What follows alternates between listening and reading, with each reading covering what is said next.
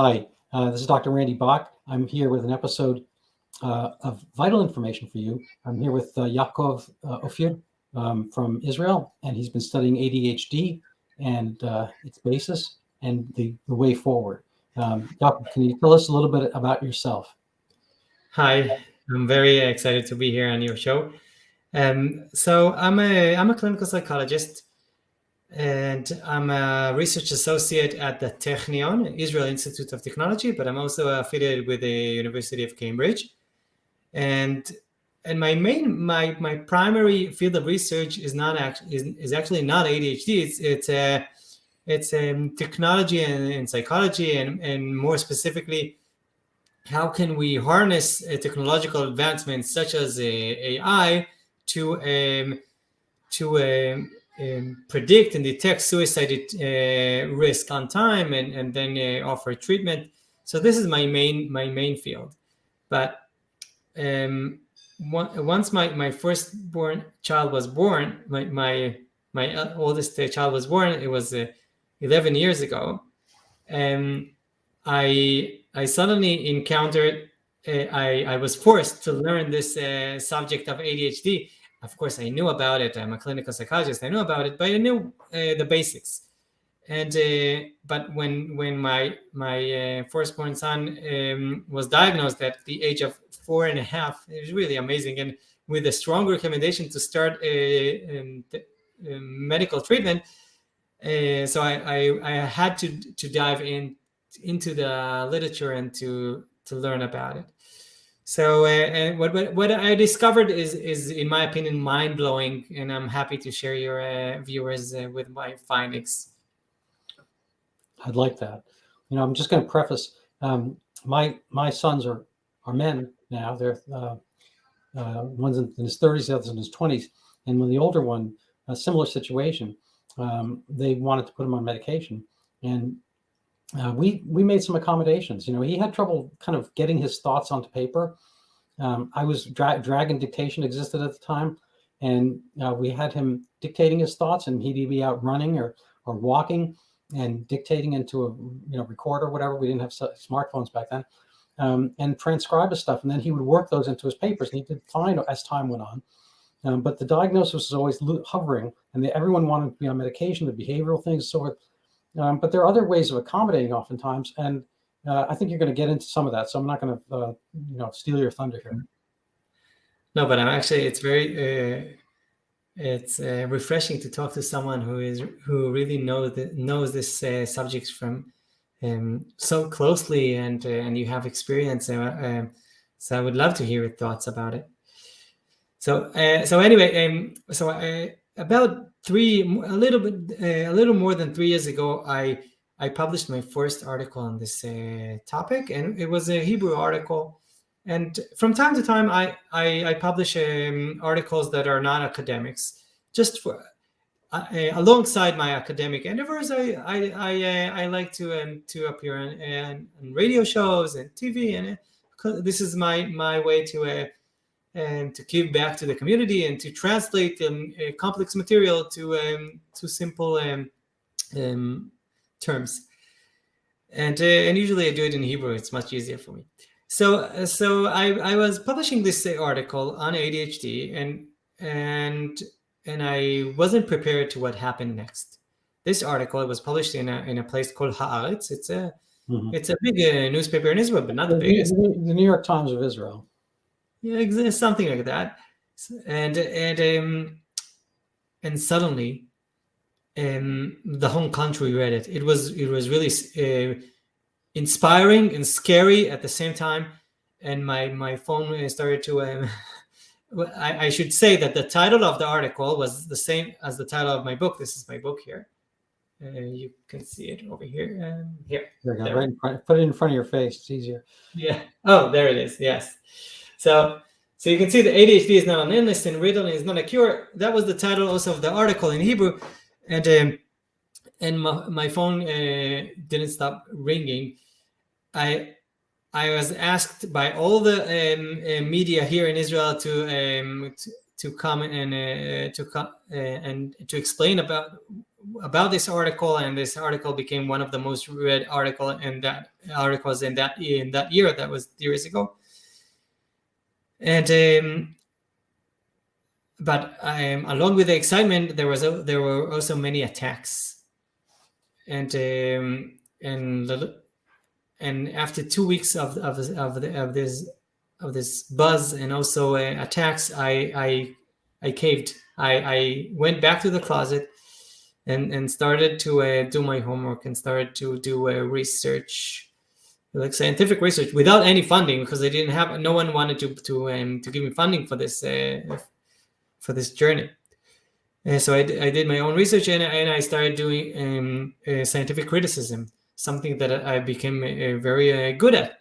I was forced. It wasn't my, as I said before, it wasn't my primary field of research. And then I received a complaint, an official complaint by the Ministry of Health here in Israel, and I was scared because my license. I'm a clinical psychologist, and my license was at risk. And so this complaint essentially forced me to start writing more academic papers, and then this book that I just showed you. So in a way, I'm happy of this journey and of the attacks that I absorbed.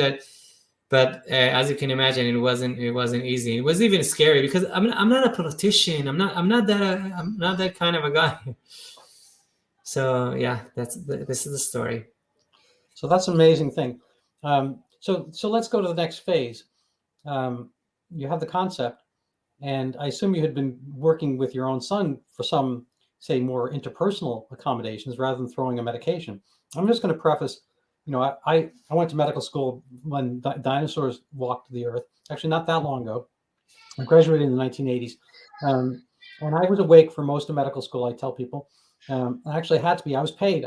I did audio visual, so I was actually paid to be awake during the lecture, so I can prove it. Anyway, we were always told amphetamines, there was no medical cause to write them because they've been debunked as a medication for weight loss and whatnot, because they were addictive. They have tachyphylaxis, which basically tachy means fast, phylaxis means accommodation.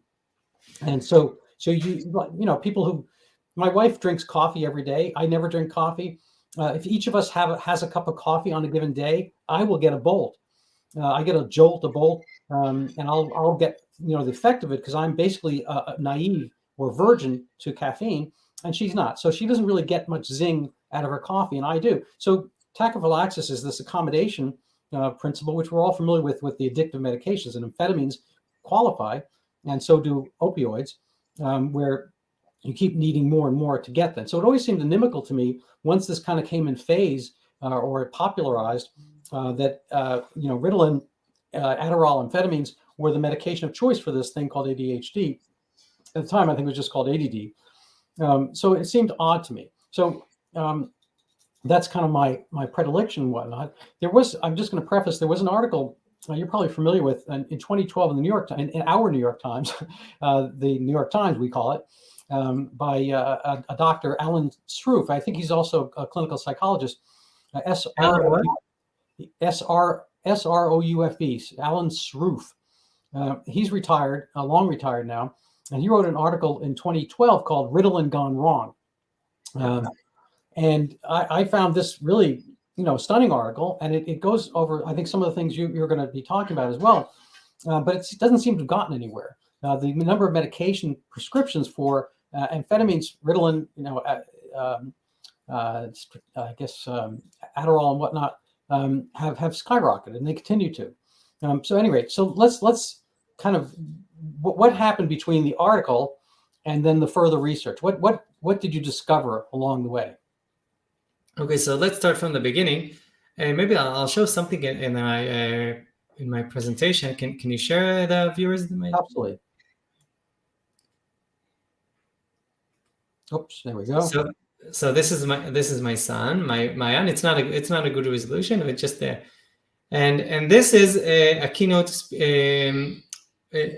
This is a keynote lecture by Professor Russell Barkley. Russell Barkley is the big name in ADHD and conduct disorders, and And if we have time, this is a 1 minute video. We can hear how Barkley, who is the can be seen as the representative of the scientific consensus, how the scientific consensus views how it view the basic of ADHD, and then I explain what is the problem with that.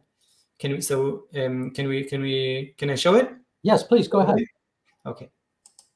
So I want you to understand that you have a brain. The back part of it is where you learn. The front part is where you do. Knowledge, performance, knowing, doing. And ADHD splits them apart. I don't care what you know, you won't use it. You can be the brightest kid in the world, not going to matter. So you got a real problem on your hands, because you can know stuff and you won't do stuff. All of this in ADHD is due to neurogenetic deficits. And that means that medication is absolutely justifiable. After all, if you have a neurogenetic disorder, then neurogenetic therapies have a role to play in your disorder, and they do. 80% of people with ADHD will be on medication at some point in their life. And good thing, it's the most effective thing we have. There are other things we can do, but that's the most effective. It means that ADHD is the diabetes of psychiatry. It's a chronic disorder that must be managed every day to prevent the secondary harms it's going to cause. But there is no cure for this disorder. Now, about 1 in 6 people might outgrow it, maybe as many as 1 in 3, not sure yet. But the vast majority, 2/3, are going to continue to be ADHD in adulthood. And they need to view ADHD as diabetes of the brain. It's a chronic disorder. Okay, so imagine what happened when my child was given this diagnosis. I knew that it's a chronic disorder. It's a chronic brain deficit and a neurogenetic deficit that has to be managed, not even cured, managed with this powerful medications, psychiatric medications, amphetamines or methamphetamines or methylphenidate every day, because it's like a diabetes. And the hidden message, and he will not, I don't think he will say it out loud, but the hidden message is also that there is a biochemical imbalance in the brain. Yeah. The biochemical imbalance theory that no psychiatrist will ever say it up front, but every parent will tell you that this is what they understood from their doctor, that the child has a biochemical imbalance. And what can you do? The only thing you can do is to give them these medications to bring back the balance. Of course, this is a myth, but this is the foundations, the way that the scientific consensus sees ADHD. But and can you put the okay? So and in 2002, Barkley and Associates, they published a scientific consensus statement. And in this statement, they say very harsh things.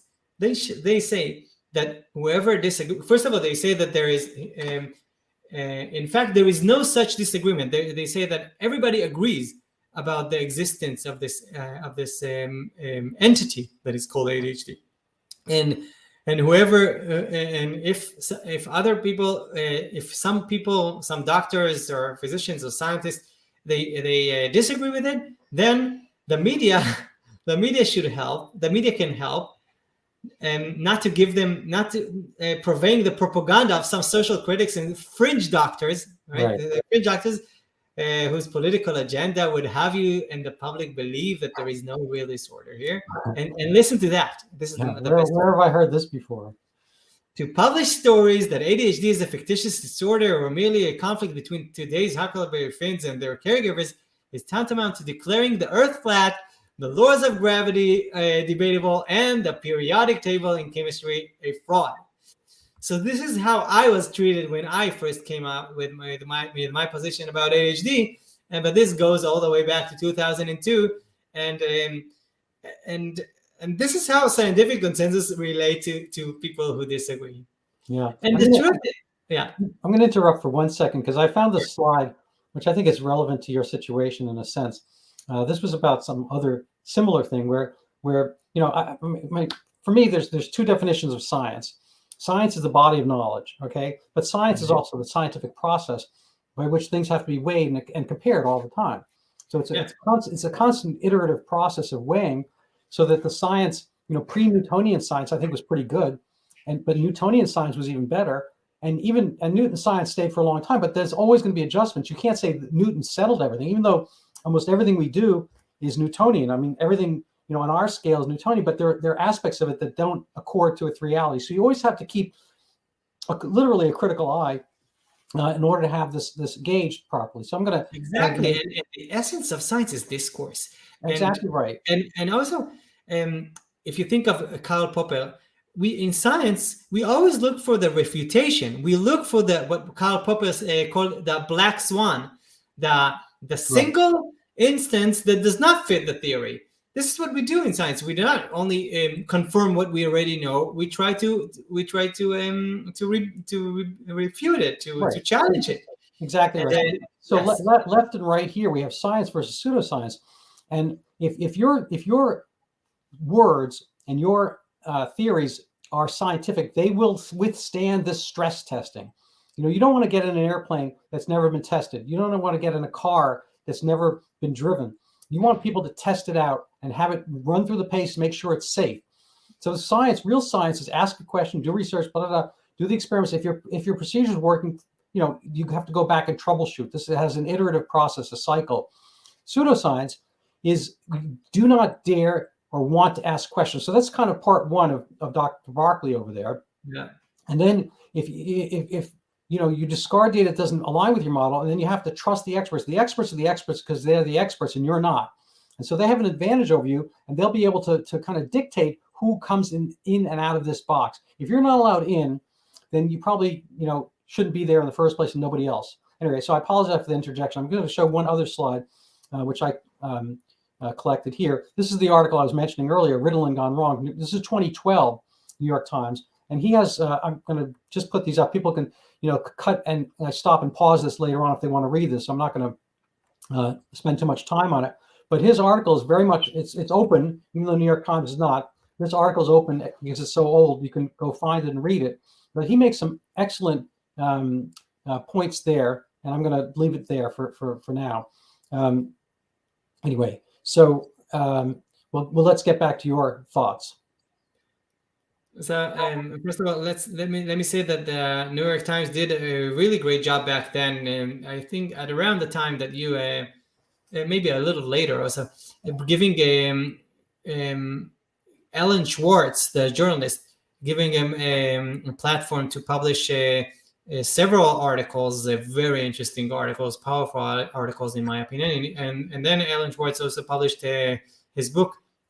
I'm not sure. I think it is called the Ritalin Nation or something like that. But he interviews Dr. Keith Connors. Dr. Keith Connors already passed away, but Dr. Keith Connors is one of the founders of ADHD. Sometimes he's called the father of ADHD.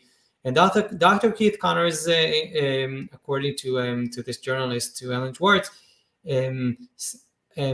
you know what? Let me keep. I have it on my presentation, and really his words are amazing, and I want to share it with you. So after the scientific consensus was published in 2002, there was my question was, is there really no such disagreement? And I found that of course there was the disagreement, and two years later. British psychiatrist Sami Timimi and 33 supporters, the co-endorsers, published a critic of this scientific consensus, and they said what you and I said a minute ago. They said not only is it completely counter to the spirit and practice of science to cease questioning the validity of ADHD, there is an ethical and moral responsibility to do so. And since then, there were many books and articles that were published on this topic, and many of them were criticizing the what we call the biomedical scientific consensus about ADHD. In my book, I collected many articles and books on this topic that first of all, just to show that there is a disagreement. You don't have to agree with me. Don't believe the expert. Now I'm the expert, so don't believe me. Just know that there is a disagreement, and you can I bring forth the material, and you can judge it for yourself. So at this point, if you want, we can start diving in and starting to present my side or our side. It's not my. Well, no, it's yeah. I think it's probably our, but it's yours. So yeah, let's hear the argument. You have the stand, or you're going to convince the jury. Yes. So let's try that. So in psychology and psychiatry, we have an interesting problem that we know that there are psychopathologies, that there are disorders, but who decides? How do we know that a certain behavior, human behavior, is a disorder, is an illness? How do we know? What are the rules in other fields of medicine? In medicine, so sometimes we have objective tests. We have physiological tests. We have brain images. We have all kinds of objective measures that we can rely on. And here you might stop me and say, Yaakov, don't. Also in medicine, we have a lot of problems, and I'll tell you that I'm not familiar with. I'm not familiar enough to know, but I assume that in medicine it's a little bit different than in psychiatry and psychology. But in our case, the premise of the decision is very hard, because this I took it from the DSM, the Diagnostic Statistical Manual of Psychiatric Disorders. This is our Bible, right? Mm-hmm. And this manual, at the beginning of the Bible, it explains how to use it, and it says very clearly that in the absence of clear, I'm looking over there because this is where my monitor is. Mm-hmm. In the absence of clear biological markers, it has not been possible to completely separate normal and pathological symptomatic expressions. We have a problem. It's very hard for us to. How do we know that a certain person is shy, which is a normal personality trait, or has social anxiety? How do we know? Where is the line? And this is from something a bit more. The DSM is from this. I took from the 5th edition, so it's from 2013. But this is from 2019 from JAMA Psychiatry. JAMA is the Journal of American Medical Association, and JAMA Psychiatry is the flagship of the journals in psychiatry. And they say very explicitly that at this point of history, we do not have physiological foundations that we can rely on to make diagnosis in psychiatry. And ADHD, people need to understand, ADHD is not that different than schizophrenia or depression or bipolar. It's all in the same manual, Diagnostic Statistical Manual of Psychiatric Disorders. And this part I like the best. I took from Ronald Pies. Dr. Ronald Pies is a well-known professor of psychiatry. He's the emeritus editor of a Psychiatric Times. Psychiatric Times is a semi-academic journal, and it's very popular. And he write this article for the second time, trying to tell the readers that I'll read it in his words. As for the bogus chemical imbalance theory and its misattribution to the profession of psychiatry, it is time to drive the stake into its misbegotten heart. Now, people need to understand, Dr. Pies is not a psychiatric critic. I assume that he prescribed many psychiatric medications throughout his career. And yet, it is important to him to tell us that we cannot relate to psychiatric diagnosis as if they originate from a biochemical imbalance in the brain. And he goes further and he tells you, and please stop saying that we psychiatrists believe that and that we say that. Now we can argue if psychiatrists did that or not, but let's put this aside. Just we need to understand what is the premise of the discussion here. The premise is that in psychology and psychiatry, we do not have physiological evidence that we can say, oh, this person has this has this something in his brain. No, it's not like that. It's different. We need to start from the null hypothesis, like in all other fields in science.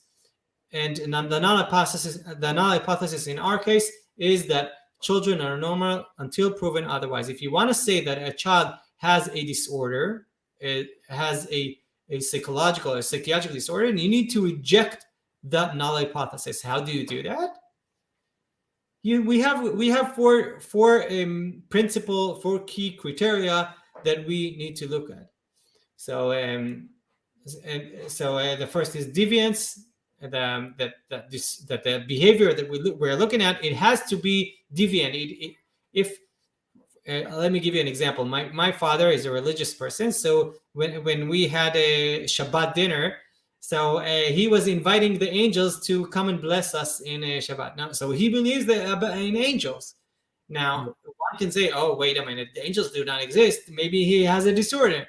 But if many people believe in this, if many people have this belief, we cannot argue that this is a disorder. It's not deviant enough. So this is just an exotic example to explain the criterion of deviance. But as far as I can tell, deviance is a necessary criterion. Without it, you cannot move on and start exploring the rest, the three additional criteria, which are dysfunction, that the child will have problems in everyday functioning, not only in school, right? Also in the soccer field, or getting dressed, or taking a shower. And we have also the criterion of danger. The criterion of danger it does not always exist, but in some disorders, for example, in depression, the person can can risk his own life, so he may be at danger. So danger is another criterion, and the final criterion, which is my favorite, is the distress criterion, because if it is important, like all other like the three other criteria, dysfunction, danger, and distress, they not always exist.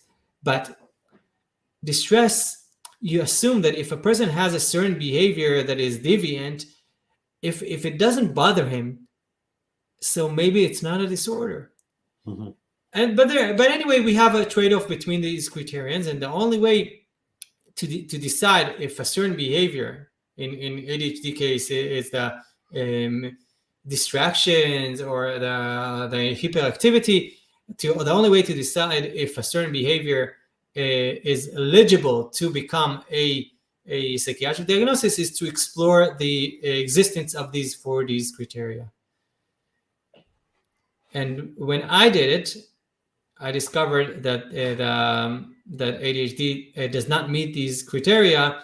And in our session, I will not be able to go over all the entire criterions, but I do wish to say a few words about the first criterion, because this is really unbelievable, and it refers to something that you talked about, I think, before we started the recording. And do you want me to stop here for a minute, just to? No, carry on. Okay. So the first criterion, the criterion of deviance, which I think that this is a necessary criterion. Without it, you cannot move on. The first criterion should be very easy to examine, because you need to ask only two questions. What is the rates of ADHD? And do these rates deviate from the normal, from the normal distribution? So these are the questions. And in science, usually when we think of what can be considered deviant, we look at the extreme ends of the normal distribution. So, for example, let's take IQ levels. So if you are located at this end, so you're two standard deviations above the mean, then you are a part of the 2.5% very intelligent persons, and you might be considered a genius. And at the other side, if you are located here, you might be considered a person who suffers from an intelligent mental deficiency. Yes, I lost the word for a second. So yes, intellectual disability. So but you know what? Even intellectual disability, it's not enough to be here, because we don't have 2.5% of the people who suffer from intellectual disability. We have less. We have only 1%. And why is that? Because, and even less if you consider severe cases of intellectual disability. And why is that? Because as I mentioned before, the first criterion is not enough. You need additional criteria. So when we look at this normal distribution, let's go back to ADHD.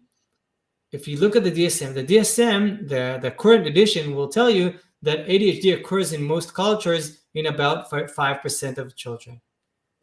And by the way, it drops to 2.5% of adults. This is another validity issue. I will not touch it here because but so 5%, in my opinion, is already very, very high, but it does not stop here. It started when you studied medicine, right? In the 1980. It started when the DSM first presented ADHD. That was the first time the ADHD appeared in the DSM with a focus on attention. Before that, there were other incarnations of ADHD, but the focus on attention, on inattention, only arrived to our life in 1980. And back then, the DSM ruled that the disorder is common, and it may occur in as many as 3%. And 3% is a lot, considering the normal distribution I showed before. And by the way, here they had this problem that the disorder is 10 times more common in boys than in girls. This is really amazing how they dismiss this problem, because if you think of ADHD as a neurogenetic deficit, remember ADHD, in order to diagnose it, you need to make sure that there is evidence that the child was arrived to this world with this deficit. The ADHD cannot be environmental. This is the conceptualization of ADHD, the biomedical, at least the biomedical conceptualization of ADHD. We know today that screens and sugar and all kinds of environmental things affect our attention. And also other stuff. If your parents get divorced or you're just in love, many things affect our attention. But ADHD, in its core, it's something that it's genetic. You come to the world with this deficit. So how come boys are 10 times more vulnerable to this brain deficit? But let's put this validity issue aside and go back to the rates of the disorder. So we are talking about 3% back in the 80s. But then suddenly in 2011, the CDC publishes data. And the data talks about, tell that we have 11% of children and adolescents who are diagnosed with ADHD. ADHD increased by 42% according to this article. And then in 2016, if you look at children that are 12 years old, you see that they have boys who are 12 years old, they will have 20% ADHD. This is really unbelievable. 1 in 5 children are diagnosed with this neurogenetic disorder. And now we come to our times, 2021. I conducted my own study on this matter, and in Israel, we are the Ritalin champions. We have over than 20% ADHD, about 23% to be more accurate. And if you don't trust me, because I'm a known ADHD critic, I also brought you data from an article that was published in 2020. And this study relied on solid medical records. It's not even self-report. And this study in Israel found between 28 and 18%, between 18 and 28% medical records of ADHD. This is really unbelievable, or really one can never say now that ADHD meets the criterion of the deviance criterion. It's just, it doesn't make sense. No, I agree.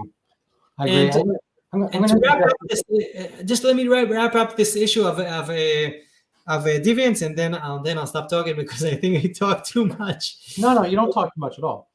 Okay, so here we have a very interesting case of I call it in the book an either way dilemma.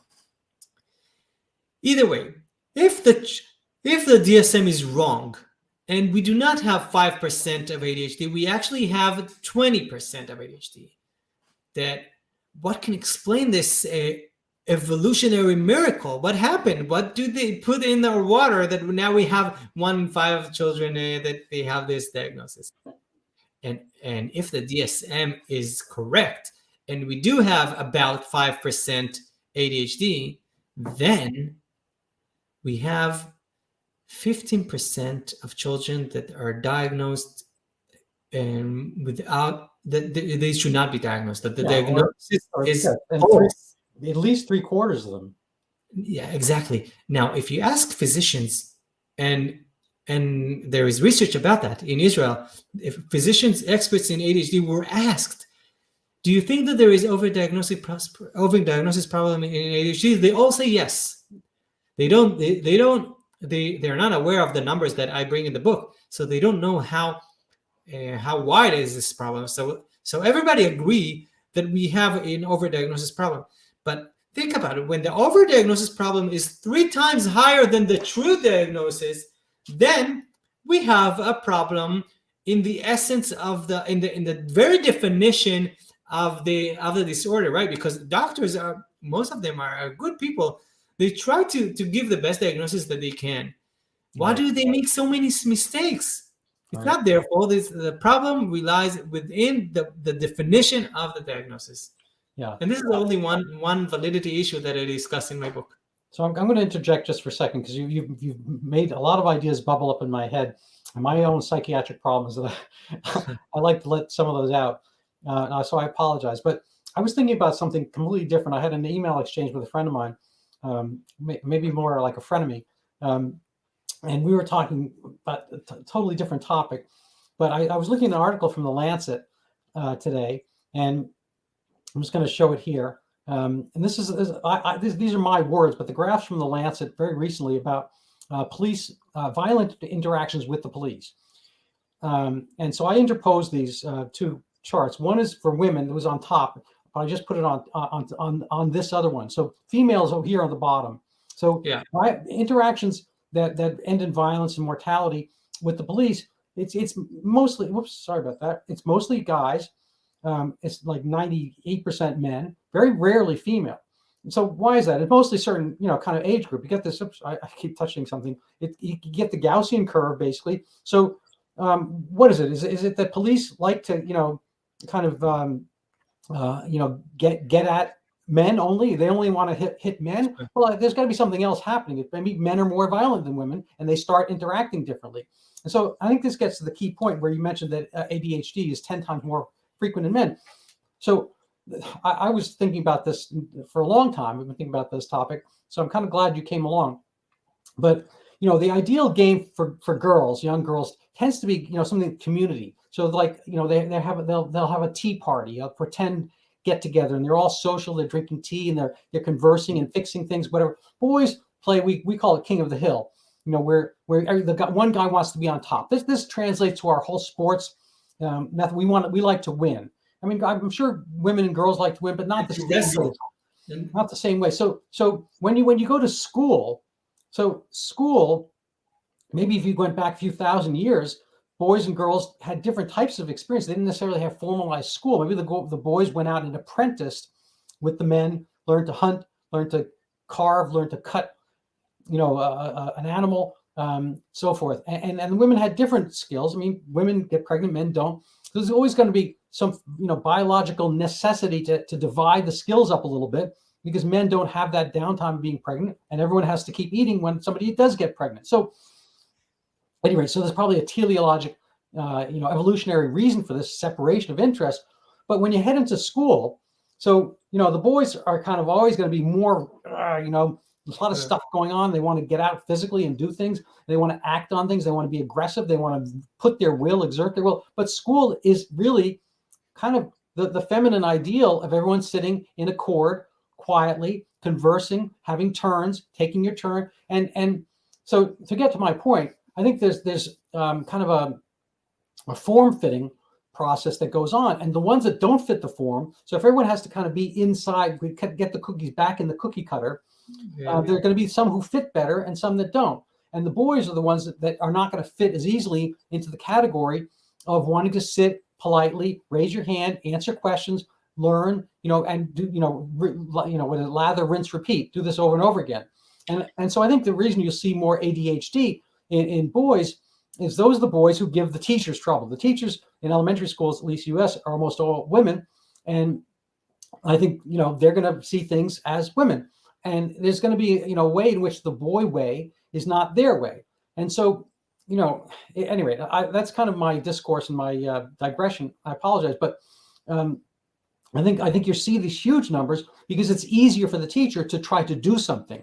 And that whether that something is actually accurate and apt and appropriate and efficacious is a whole other story. But the fact of channeling and funneling that child to have something done brings it to attention where they can't do the other things, which is to unlearn some of the behaviors or have that child be better parented at home or better prepared for school or have a different type of school or have a school that attends to boys more natural kind of physical aggression. Sorry, I'm sorry about that. No, this is beautiful. And in my book, first of all, one of the people who endorsed the book is Tom Hartman. Tom Hartman is an American public intellectual, and he authored the book ADHD, A Hunter in a Farmer's World. And this corresponds with what you said before. And I just want to mention another thing that you reminded me a fantastic series of studies that were published in Science, and these studies were on. They took people and they asked them to sit quietly and for 15 minutes. That's all, without doing nothing, without their telephone, without anything. And that was a very aversive. It was experienced as a very aversive event for most of the participants, and men, as opposed to women, men were willing to press a button. They gave them an electric shock just to have something to be busy with. And this is an amazing the experience of boredom, or what they call in the article, they call the disengaged mind. It's such an aversive experience for humans in general and for boys in particular. And so I tend to agree, and also to see your more historical evolutionary perspective on this matter. Yeah. So I'm just going to mention one other thing that boys and girls act out differently. Not only do they act differently, but they act out differently. So I'm a primary care physician, but I've seen my share of psychological and psychiatric issues over the time because I deal with humans, and humans have those things. But there's a thing of suicide. So when men try suicide, they succeed. When women try suicide, about 95% of the time, I think it is, don't quote me, but some almost universal time women try suicide, they don't succeed. Why is that? Do men just know how to do it better? No. Women trying suicide is a completely different thing. It's a call for help. When men want to try suicide, because they want to kill themselves. And so they have different intentions and they act differently. This is, one aspect I had a really hard time convincing kind of a psychologically, medically minded friend of mine. These are totally different things. It's not the same thing when men and women, try suicide. And, but something interesting happened in ADHD. It started as a boy's condition, as we saw in the first, in the DSM, in the third edition of the DSM. But then the numbers started to even out. And I think that I don't want to sound like a conspiracy theory, but they needed to sell drugs. So they were looking for other markets.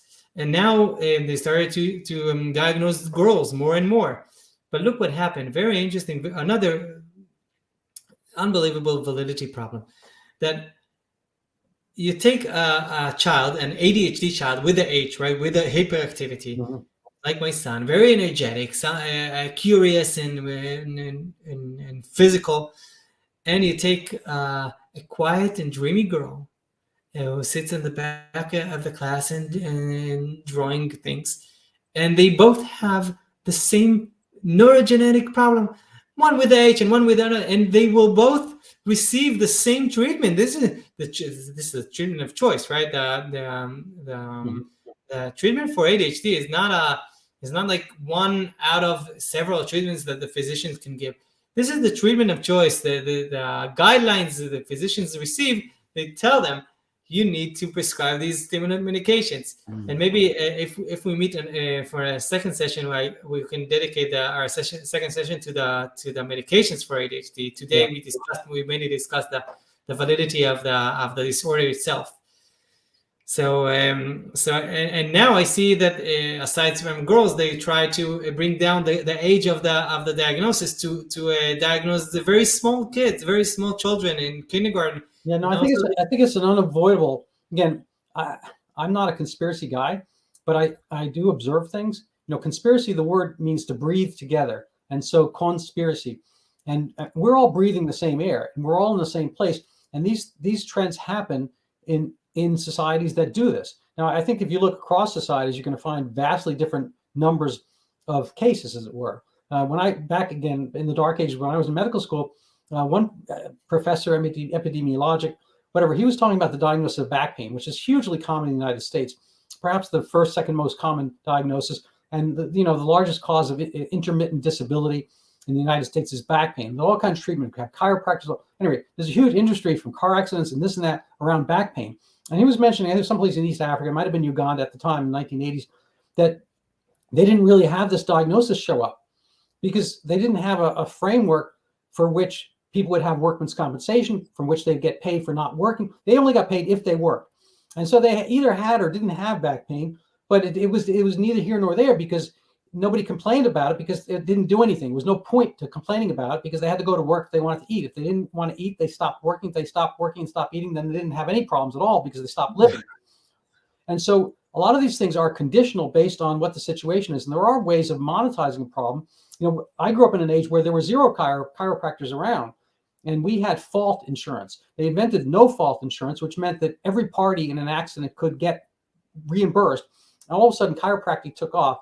And I want to get into all those details, but there are aspects of medical care which fill a void and a need, and some of that's real and some of that's applied. And once it's applied long enough, people think it's real. So I think that we go through phases in our treatment where the treatments sometimes start to become they go in search of a problem. And I'll leave it there. I mean, I think we can all make analogies to certain other examples that we've come across.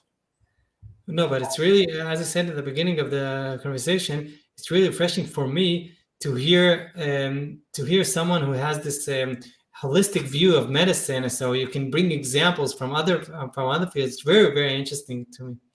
Thank you. Well, thank you. I appreciate that.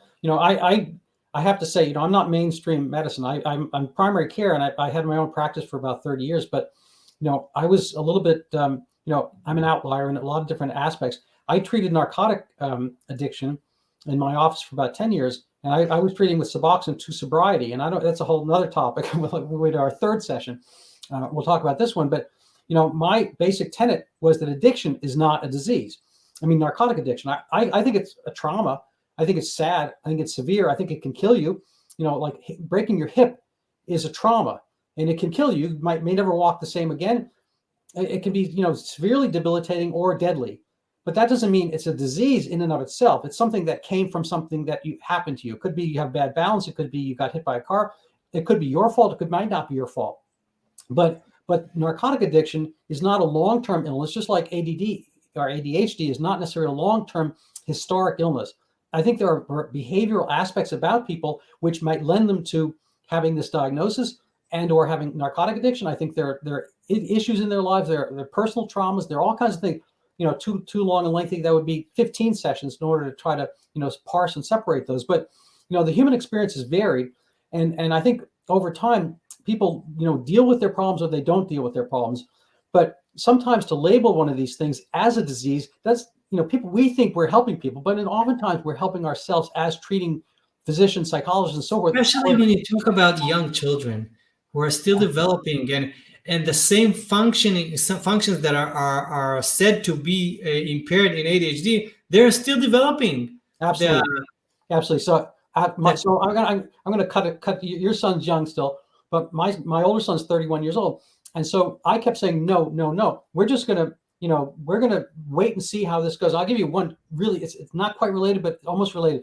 He was a big kid, and he was kind of ahead he was at this Montessori school, and he was in with kids of different ages. So he got in there like almost 4 years old, but he was bigger than all the other kids. And one point, the teacher, this is kind of a cute story. The teacher came to me and said, we want to send him to speech therapy. I said, why is that? Well, because he says lello instead of yellow. I said, well, okay, well, I think his major speech problem is that he's too tall. And she looked at me. She's like, this guy's a moron. So she repeated the whole thing. She said, no, he's got a speech problem. I said, no, I get it. I think his speech problem is that he's too tall. And she's like dumbfounded. I said, well, let me explain. Okay, how old is he? She's like, I don't know, 6, 5. I said, no, he just turned 4. It's like, oh my God, he just turned 4? He's so tall for his age. I'm like, well, there you have it. Anyway, my point is, this is a great story. He grew into. Do you give me permission to use this story? It's a really great story. Absolutely. So when he was 5, he spoke like a 5-year-old. When he was 6, he spoke like a 6-year-old. Maybe he wasn't as good as some of the other 6-year-olds. I get it. Okay, maybe he had his own issues. I don't know how well he said yellow versus some other 5-year-old, but he didn't say it when he was 4. He didn't say as good as a 6-year-old, and that's where her mindset was. That was her expectation level, what he should be. So a lot of times you're working against the expectation level of the teacher, and the teacher's natural tendency is to offload it. I've got an issue. I got to offload. I got to do something about this. And this happens in medicine right now. Everyone wants to offload something so we don't have to think about it. Anyway, So I'll cut to answer the question about my son is that we wound up doing other accommodations. He couldn't sit and write. He could not sit and write. We didn't have him sit. We'd go for a walk. I'd take him out. We'd run. We'd throw a ball, whatever. And on the way back home, I'd have the microphone. I'd say, so Sam, what about that paper on, I don't know, Abraham Lincoln? What do you think about Abraham? Well, he'd say, we read this book, and I think Abraham, whatever. I don't know what the topic was, but he would go rattle on. I had it all recorded. I would transcribe, which was harder work then. I'd transcribe it, and it was only his work. And I put it in front of him, and we had computers. And I put it in front of him, and then he would play with it. He'd put the words around, he'd have his report.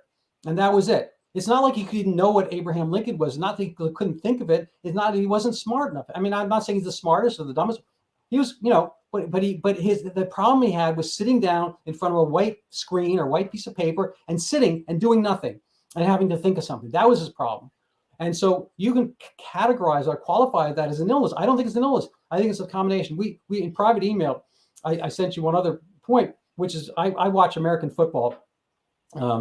And even amongst that, I mean, they're all football players. They're all, aggressive and strong and all that kind of stuff. But even amongst that group, there are some people who are going to be quarterback and some people are never going to be quarterback. There's some people who are really good at defense, which is more of a reactive thing. You have to see and act quickly.